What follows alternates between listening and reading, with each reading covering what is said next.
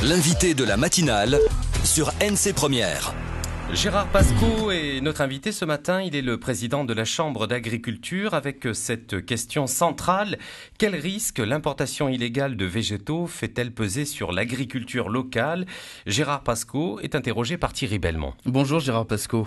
Bonjour. L'affaire n'est sortie que la semaine dernière, mais elle a fait grand bruit. Une saisie importante de plants, de graines et de fruits a été opérée à l'aéroport de la Tantouta le 16 février. Ce qui est le plus étonnant, ce sont les personnes interceptées. 3 professionnels de l'agriculture calédonienne. C'est même inquiétant. C'est très inquiétant et moi je pense que ce sont des gens irresponsables en sachant qu'il y a quand même des salariés de centres de recherche et des agriculteurs reconnus par leurs pairs dans des associations qui sont vraiment normalement, on va dire, clair dans leurs bottes, et là vraiment ça nous inquiète de cette pratique, alors que ces gens-là avaient procédé il y a quelque temps dans le mois de février à l'importation de plantes et qui avaient été contrôlées par le CIVAP, fumiguées par la PNVF que nous gérons à Tantouta. Donc je ne comprends pas l'attitude de ces gens qui viennent avec des produits, des semences dans des poches sans autorisation. Oui, en précisant donc que c'est le CIVAP, effectivement, le service d'inspection vétérinaire alimentaire et phytosanitaire, qui a intercepté ces personnes qui étaient en provenance des Philippines. L'archipel des Philippines, justement, abrite de graves maladies, de nombreux ravageurs en espèces fruitières tropicales. Ces importations mettent en danger notre agriculture, c'est ce qu'il faut préciser aussi. Alors, pas que l'agriculture, la biodiversité aussi peut être en danger par rapport à ces introductions de graines ou de greffons, comme on a vu arriver sur le territoire par ces gens frauduleux, quoi, voilà. Et je pense que c'est un manque de respect pour notre profession. Et je pense que, enfin, de toute façon, le gouvernement et la loi, écoutez, ils feront leur travail. Moi, je déplore, au nom des agriculteurs, au nom des gens que je représente, cette attitude. Les sanctions doivent être exemplaires ? Tout à fait. Tout à fait. Je pense qu'elles doivent être exemplaires. Et là c'est ce que je dis, c'est pas moi, ce sera certainement la loi qui va... Il y a une loi pour ça, il y a un texte, il y a des décrets qui ont été votés, et des gens auront de lourdes amendes. On est naïf de penser que c'est étonnant, Gérard Pascaud. Non. Alors, je pense qu'il y a des gens qui le pratiquent. Parce que, de toute façon, ces gens-là, après, à un moment donné, ils se font attraper. C'est comme le conducteur qui ne met pas de ceinture, qui boit de l'alcool et qui conduit. Voilà, c'est exactement pareil. Je pense que ces gens-là... Il pourrait y avoir d'autres professionnels concernés par ce genre d'importation ? Alors là, après, c'est des enquêtes qui diront après ce qu'il en est, mais c'est pas à nous à le... Finalement, ils ont été pris la main dans le sac, mais si ça se trouve, depuis des années, ces importations ont lieu. C'était une affaire rondement menée, et le hasard a fait que... Le hasard. Je ne pense pas qu'il y a que du hasard. Je pense que ces gens-là devaient être certainement un peu fichés dans les services du CIVAP. Et je tiens quand même à remercier, à saluer le travail du CIVAP. Tous ces agents, vous savez, on grogne souvent quand on arrive à la Tantouta ou ailleurs et qu'on est contrôlé par les services. Mais il faut dire que, c'est pour ça que je dis que ces gens-là sont irresponsables, parce qu'on remplit les uns et les autres dans l'avion une fiche. Et quand on met sur la fiche non, c'est qu'on n'a rien. Oui. Et eux ont rempli cette fiche où il n'y avait rien, quoi. Et on s'aperçoit quand même, il y a des méthodes, il y a des chiens qui reniflent, il y a des gens, voilà, et ils se vont prendre la main dans le sac. Vous avez dit un mot important tout à l'heure, ces hommes étaient fichés, certainement, vous avez ajouté. Je suppose, oui, qui devaient être un peu contrôlés. En plus, des pays d'où ils viennent, ces gens-là avaient quand même fait venir des plantes avant et avaient suivi un processus avec un protocole. Hein. Il y a des plantes qui ont été fumiguées parce il y a eu des détections de... Il paraît qu'on a aussi repéré des colis postaux qui arrivaient au nom de ces personnes... Oui, en Nouvelle-Calédonie. Voilà, après, on peut trouver aussi ces gens-là, comme dit, d'être des gros trafiquants. Hein, je veux dire, ça peut aussi, hein, je veux dire. Et là, la justice, elle fera son travail. Quoi, je veux dire, Quel est le rôle de la Chambre d'agriculture dans ce genre d'affaires ?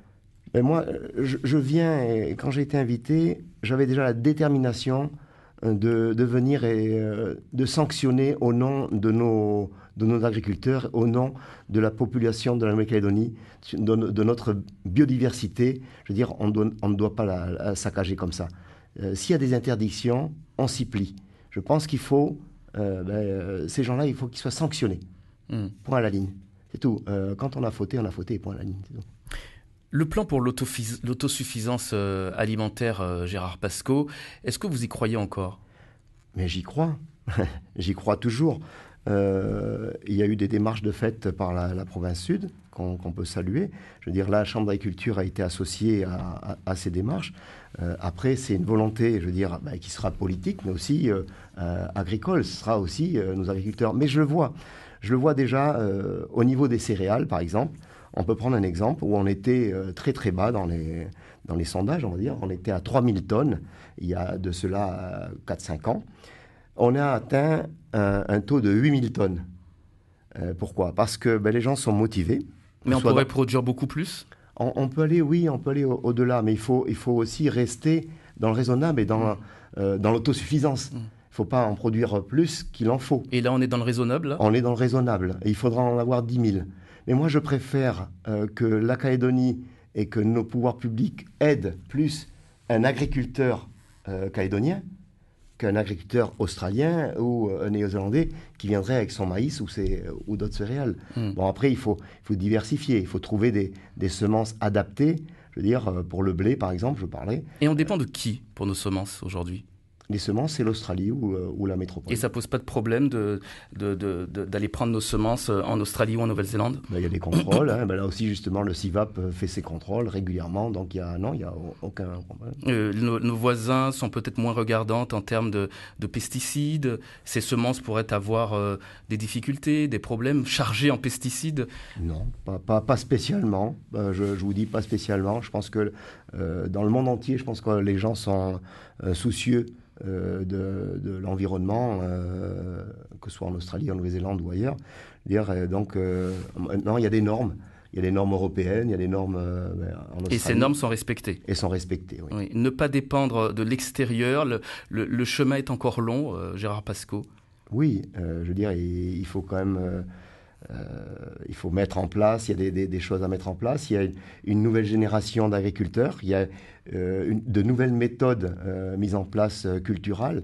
Et on le voit, il y a eu justement au salon de l'agriculture, même si ça apparaît des petites agricultures, j'ai vu encore ce matin qu'il y a des nouvelles méthodes pour produire sa salade chez soi ou au-dessus d'un restaurant, et je trouve ça très bien, quoi. Et quelles sont justement les filières aujourd'hui qui doivent être prioritaires pour pouvoir aller dans le sens du dispositif de soutien à la politique publique agricole aujourd'hui pour atteindre cette autosuffisance ? Quelles sont les filières prioritaires ? Les filières prioritaires... On a parlé des céréales. On a parlé des céréales, l'agriculture en général, je veux dire toute la partie maraîchage et la partie végétale, je veux dire, en même temps.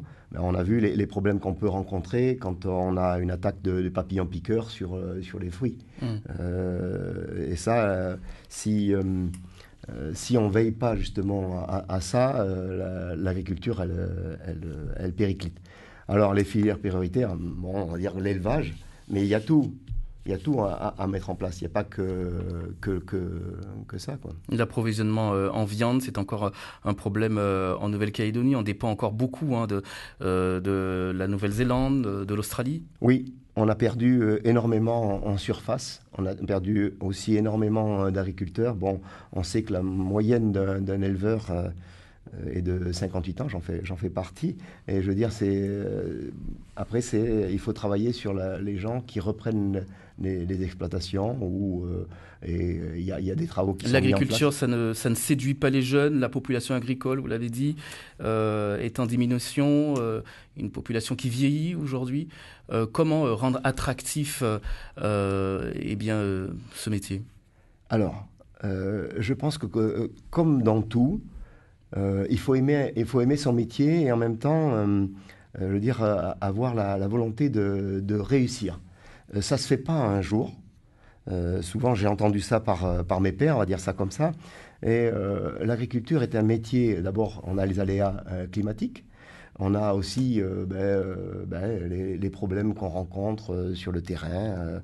On s'équipe, on achète du foncier et tout ça. Ça fait partie du métier. Exactement. Voilà. Et après, on rencontre des difficultés, comme je dis, mais on s'accroche. Je veux dire, il faut pas La politique agricole qui est menée actuellement est assez volontariste, Gérard Pascaud. Oui, je pense que le jeune agriculteur qui veut se lancer, il y a quand même pas mal d'aides qu'on ne trouvait pas. Je veux dire, nous, il y a 35 ans ou 40 ans pour s'installer. Et en comparaison même des prix, les prix, attendez, on vendait 170 francs le kilo de viande il y a 40 ans. Aujourd'hui, on a un peu plus d'aide, on a le bouclage des animaux qui sont des contraintes, mais quand même, il y a des aides sur ça. Je veux dire, il y a des aides avantageuses quand même. Et pourtant, ça ne séduit pas assez. On continue à en parler avec vous, Gérard Pascaud, président de la Chambre d'agriculture.